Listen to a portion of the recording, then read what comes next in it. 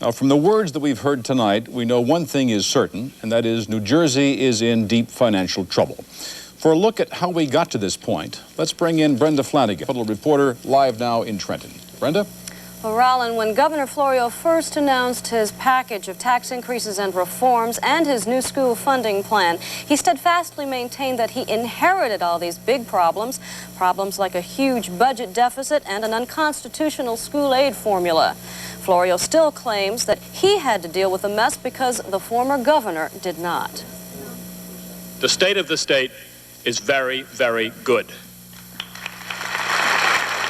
During Tom Kaine's tenure, the economy boomed and the state budget doubled to $12 billion. And like kids in a candy store, Kaine and the legislature spent surplus revenues on new and expanded programs. But it's clearly that it's spending that put us into the position when the economy started to turn sour, that there simply wasn't the money to pay the programs that had been added in that 8-year period. I've been saying that all along. I said, hey, you can't spend more than you're taking in because you're going to go belly up. But State Senator Larry Weiss claims that even in the face of a gloomy economic forecast, lawmakers did not cut back. Why?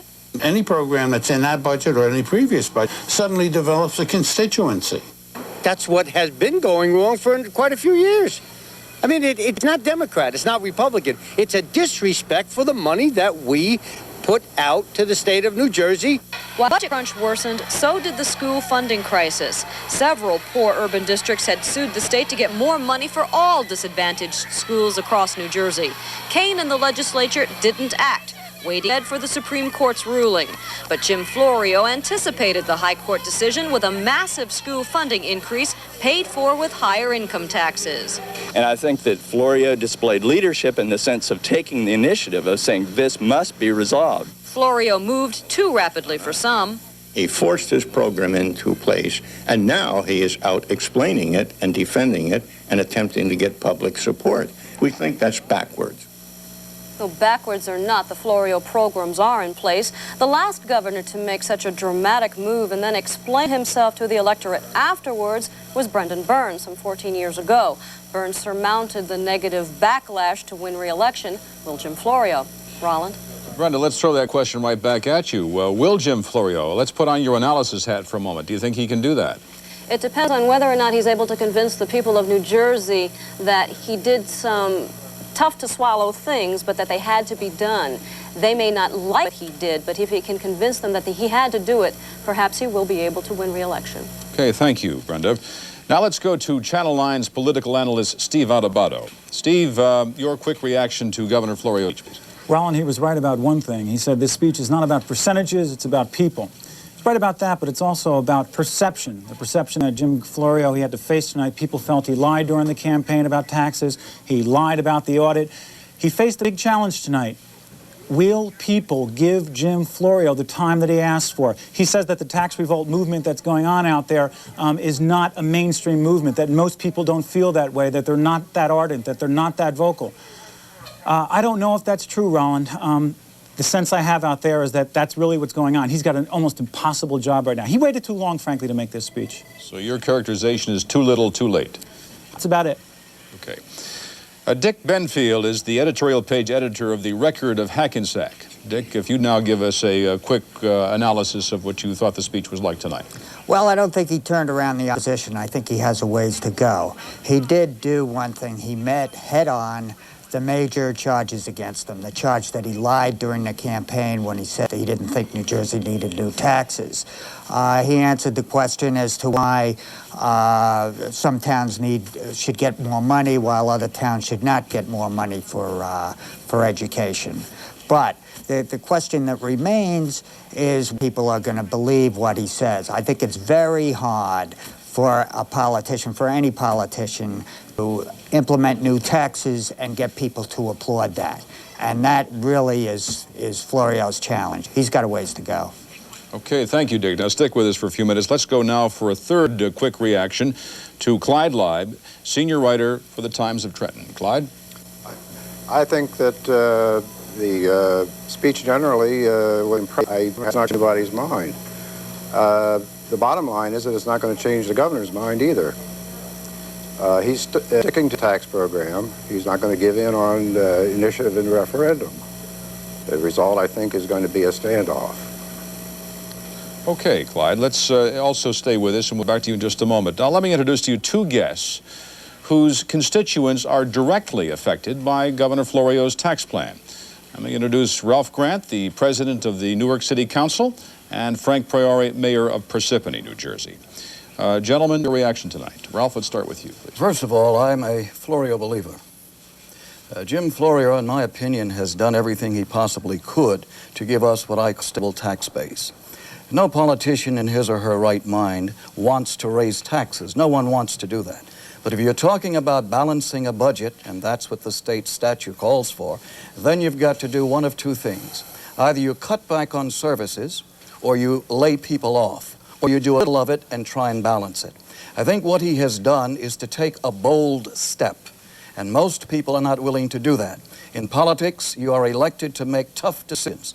Jim Florio has made a tough decision, and I support him in that effort. Okay, Frank, your reaction. First of all, I don't think he's changed anybody's mind with tonight's presentation. It was a well-thought-out speech, but I've got to believe that in politics, perception is reality.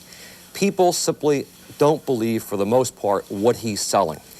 I think the only thing the governor could have done tonight is got up and said, I've changed my mind. I've listened to the people. They're right. I'm going to repeal these taxes. I'm going to ask the legislature to repeal these taxes, and we're going to find other ways of coming up with equitable funding, taking the burden off the middle class, which I believe he certainly put the burden back on them. Moreover, I believe that he's not truly telling the truth. If you listen to the context of the speech, he doesn't talk about the impact of the sales tax upon people. He doesn't talk about the cut in funding to certain school districts. He doesn't talk about the pension costs being forwarded to municipalities to pay. Those things will drive property taxes upward, not downward. Yes, you'll save some money in some cases on the income. Most people simply don't believe him. They do not believe across the board that these changes are going to benefit them. Ralph. You see, the tax problem for the state of New Jersey is neither Republican nor Democrat. It's a people's problem. And we've got to work this thing out together. My mind goes back to the year 1970 when the former mayor of the city of Newark, Ken Gibson, took over. He inherited a $36 million deficit. Over the next 2 years, he worked extremely hard to balance, and in 2.5 years wound up with almost a $25 million surplus. Jim Florio has just been in office just a few short months. He needs an opportunity to show people what he can do. Tonight he didn't ask us again to believe him, but to watch the results of what he has presented. I believe that in the long run we're going to see that his wisdom prevailed in the proper fashion. Right. Steve Adubato, come on in here and join in this. Rolland, let me ask Mayor Priore this question. I understand what you're saying about perception, but doesn't Florio get points for making a tough decision and sticking with it in spite of this negative public reaction? Doesn't he get points, frankly, not pandering to public opinion? Do people respect that at all, or do they just want him to change the tax policy? They do respect a leader who's willing to make hard decisions.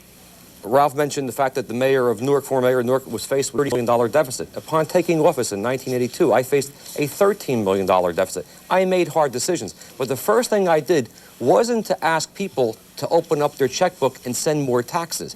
I found ways to cut spending in government, and that's not what has been demonstrated here. When the governor talks about cutting $2 billion rather, from the budget, that was from the wish list sent over by department heads. That wasn't taxes that he was cutting. That wasn't spending that he was cutting. He was cutting a wish list. This is what the department heads were asking for. He simply cut their requests. Mayor Priore, let me interrupt this discussion for a moment and bring in two other guests into these comments. There are two taxpayers who have already had a tremendous impact on the state's political process. You may remember these scenes from July 1st. About 8,000 people in front of the State House with a clear, loud message to the governor. We're angry about the tax increases. That's essentially what they were saying, and we want something done about it. Leading that rally were the founders of a group calling itself Hands Across New Jersey, Pat Ralston and John Budzash. Pat and John are live now in Eugene. Good evening. Hi, how are you doing? Your reaction to tonight's speech, and also, do you think it's going to make any difference in your organization and how you will plan things for the future? No difference whatsoever. Our reaction to the speech is it's the same stuff we've been hearing. It didn't wash before and it doesn't wash now. There's nothing to offer the people living on fixed incomes, the senior citizens. There's no hope for the people out there. And I think it's just going to make us push harder. So basically you were not satisfied in your concerns that you've been addressing the governor? Not at all. If he could have just offered us something, something to believe in, but he offers nothing. And it's the same as the last time we met him. There's nothing. Political analyst Steve Adubato, go ahead. Pat and John, again, I asked this question of Frank Priore. I want to ask you. We can barely hear you, Steve. Okay, can you now, John? Can you? A little bit better, yeah. Here's the question. I'll speak. Florio faced this constitutional provision. He had to balance the budget. He asked you when you were with him to sit on the audit committee to try to find out where the waste was. You decided you didn't want to do that. My question is very simple. What would you have done differently than Florio has done in the last 7 months to close this budget problem that we have, the constitutional provision to balance the budget? What would you and your organization have done differently? Well, that's a question to ask somebody who's never been inside the government. The reason we didn't take those jobs that were offered us is we felt it would compromise our position leading the Hands Across New Jersey movement. That's the only reason we did not take those positions. What would you do differently, though? Excuse me? What would you do differently? What would I do differently? Than well, what first Florio's off, doing? Whoops, I'm sorry. The governor constantly stressed how the Kane administration raised government spending by over 100%, state government spending. He also says that that was a freight train out of control or a runaway freight train spending type atmosphere. He got down on the excess spending where they raised the budget from $6 billion to over $12 billion. Well, if he's so adamant about the fact that the Kane administration wasted money, which we're not disputing, we agree.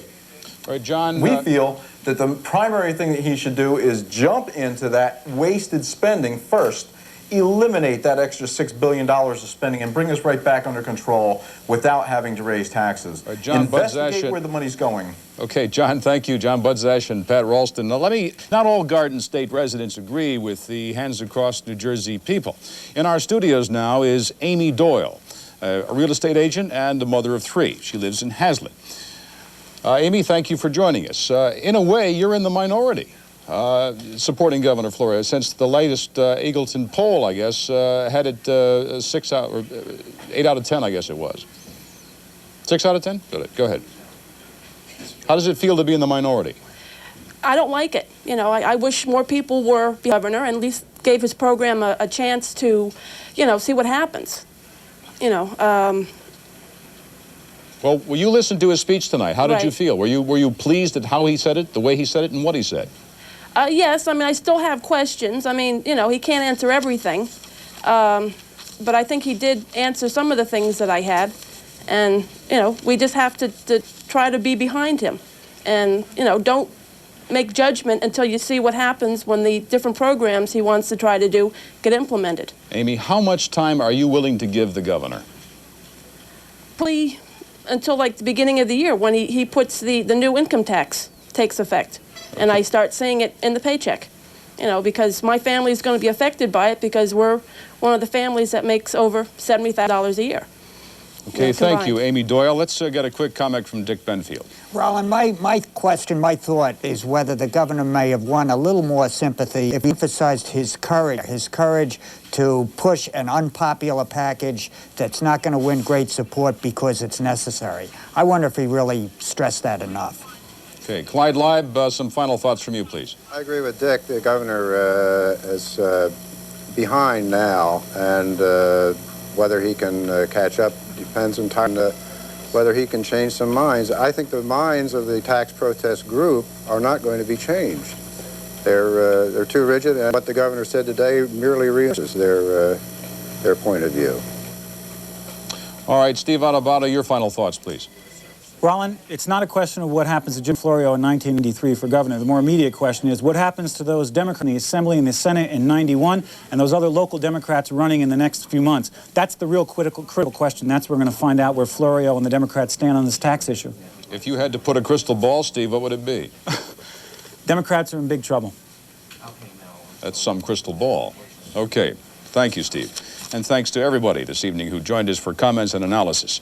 This concludes our special report. We will continue with team coverage of the governor's historic speech on Channel 9 News tonight at 10 o'clock. We hope you'll join us then. For now, I'm Rolland Smith. Thanks for being with us.